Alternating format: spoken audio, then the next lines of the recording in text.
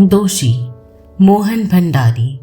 रात आई बीत गई, भीतर मीठी मीठी उमस, बाहर नन्ही नन्ही फुहार।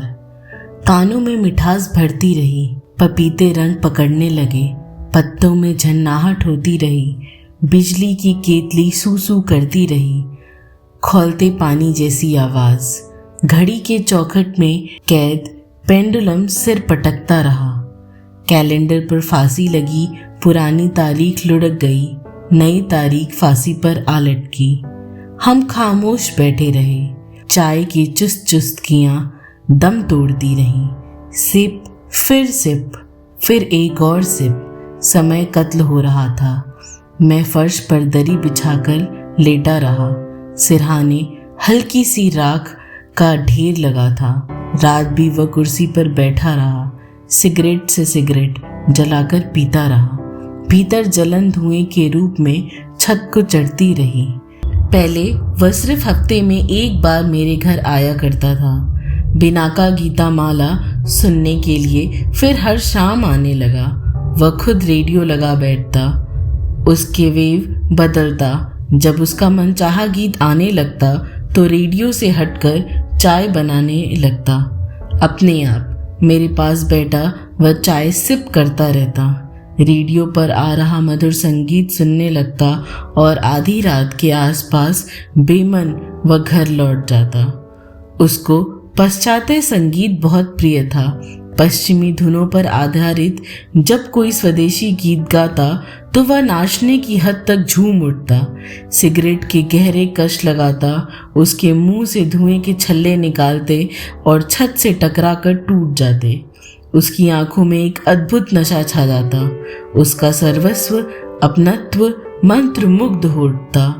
इस नशे में कभी कभी वह बेचैनी महसूस करता और कुर्सी पर बैठा दाएं बाएं डोलता रहता। मुझे दोबारा चाय बनाते देखकर वह कुछ चैन से महसूस। खचाखच केतली में खौलना पानी देखकर उसके हर जोड़ में जैसे गर्माहट आ जाती।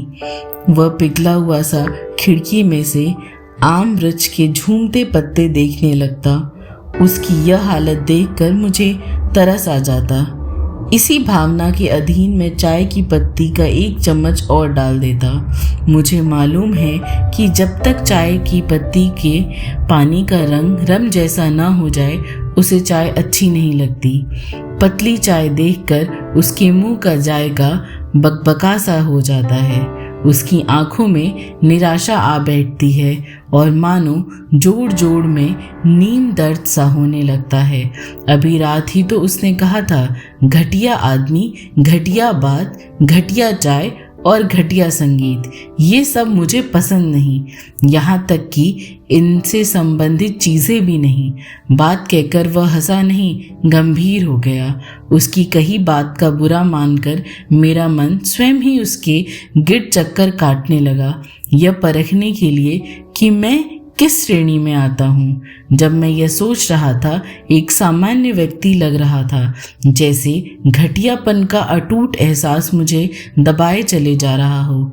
जब मैं यह सोच रहा था तो वह अपने मरने की बातें करने लगा। मैं सड़क पर मरना पसंद करूँगा, अंधेरे में मेरी लाश पड़ी हो, लोग मुझ पर टॉर्चों से रोशनी फेंकने की, मुझे पहचानने की कोशिश करें, भयभीत एवं चिंतित।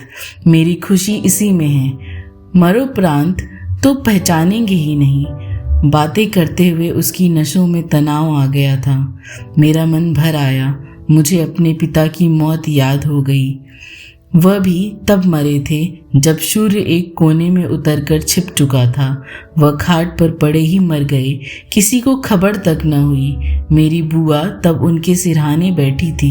लंबे लेटे वह और अधिक लंबे हो गए लगते थे, जैसे उनके सारे दुख एकाएक चूक गए हों। जब लड़कियों ने रोना शुरू कर दिया तो लोगों ने उनकी लाश चारपाई से उतार कर नीचे रख दी। लालटेन जलाकर उनका चेहरा देखा और रोना शुरू कर दिया। सारे परिवार में अकेला मैं ही था जो रो भी नहीं पाया था, मानो किसी दबाव में मेरे होठ भीज गए हों। घर के लोगों द्वारा उठाए गए कोहराम में मैं भौचक्का बैठा था। पीछे लोगों ने मुझे निर्मोही कहा, एक चिकना आदमी जो अपने पिता के देहांत पर भी नहीं रोया। उसी दिन से मेरा चेहरा सख्त हो गया, कठोर। एक घिनौना एहसास जमकर मेरे अंदर उतर गया। गम का वह एक गोला मेरे अंदर अब भी कभी कभी बेचैन होकर घूमने लगता है। तब मुझे उस लड़की की याद आई जो बचपन में मेरे साथ धूप छांव का खेल खेला करती थी। अब सब अपनी छोटी सी छत पर चढ़ जाते, अपने दोनों ओर चारपाई खड़ी करके ऊपर कपड़ा फैलाकर छां कर लेते थे। इस खेल में छां हमेशा उसी के हिस्से आती, धूप मेरी होती। मैं धूप में बैठा लाल पीला हो उठता, वह छां बैठी हंसा करती। फिर मानो उसे मुझ पर तरस आ जाता। वह प्यार से मेरा गाल पर चोटी काटती और खिलखिलाकर हंसती हंसती लोटपोट हो जाती। अरे आ जाओ पगले मेरे पास, छां में, नहीं तो धूप में बैठे बैठे रंग काला पड़ जाएगा, फिर तुम्हारी शादी भी नहीं होगी। मैं सहमकर उसके पास आ बैठता। हम दोनों एक दूसरे में घुसड़ कर बैठते, ऐन सटक कर। उस वक्त मेरा मन चाहता कि उसे भींच लूं। एक दिन ऐसा करने की कोशिश भी की। वह कांपकर दूर हो गई। मेरी ओर से मुंह हटाकर उसने दूसरी ओर कर लिया। यहाँ कौन, कोई देख रहा था? उसे मनाते हुए मैंने कहा, ईश्वर तो देखता है, उसे सब कुछ दिखता है। वह मुझे समझाती रही। उस रात वह मुझे पिता की लाश के पास से उठाकर ले गई। उसने मेरी उंगली पकड़ी रखी थी। मैं एक भोले बच्चे की तरह उसके साथ गली में चला जा रहा था। उसका पूरा परिवार सरसों के दीपक की रोशनी में बैठा रोटी खा रहा था। उस मटमैले प्रकाश में उसने मुझे देखा, फिर उसने मुझे भींच लिया। अब वह रोने लगी थी। उसके गर्म आंसू मेरे कंधे पर टपक रहे थे। एक दोषी की तरह मैंने अपना चेहरा उसकी छाती में छिपा लिया। वह कुर्सी पर बैठा बैठा टेढ़ा हो गया। रात भर वह मेरे समीप सिगरेट फूंकता रहा और मौत की बातें करता रहा। पूरी रात नन्ही नन्ही बौछार होती रही, आमों के पत्तों की कपकपी झूलती रही। सारी रात बिजली की केतली में पानी खौलता रहा। कमरे में रात भर घुटन बनी रही, जैसे हम दोनों की कैदी हो, एक तंग कमरे में बंद, उस पेंडुलम की तरह जो अभी भी दीवार घड़ी के चौखटे में कैद अपना सिर पटक रहा था। पुरानी तारीख हमारे सामने कत्ल हुई और दीवार पर लगे कैलेंडर से लुढ़क गई। नई तारीख कैलेंडर की फांसी पर जा टंगी। हमारी दोनों की आंखें बोझिल हो उठी।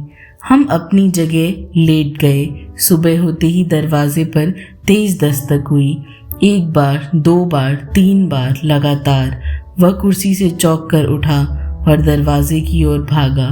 मैं दरी से उठकर बैठ गया। शर्म तो नहीं आती? हमारा गला ही क्यों नहीं घोट दिया? दो बच्चों के पिता होकर लंडे चिड़े जैसे लोगों के पास रातें बिताते हो।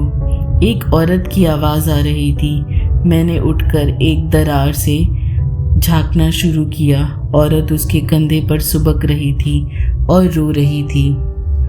ओह, कोई बात है, कोई बात तो हो कुछ। वह बेहद झुंझला उठा और उसकी टांगें कांपने लगी। फिर वे दोनों धीमे से सीढ़ियां उतर गए। मैंने बाहर खिड़की में से झांका। वह किसी दोषी की तरह एक ठिगनी औरत के पीछे पीछे चला जा रहा था। मैं भीतर आकर दरी पर लेट गया। सिगरेट की राख से मेरा सर सना हुआ था। अनुवाद फूलचंद मानव। धन्यवाद।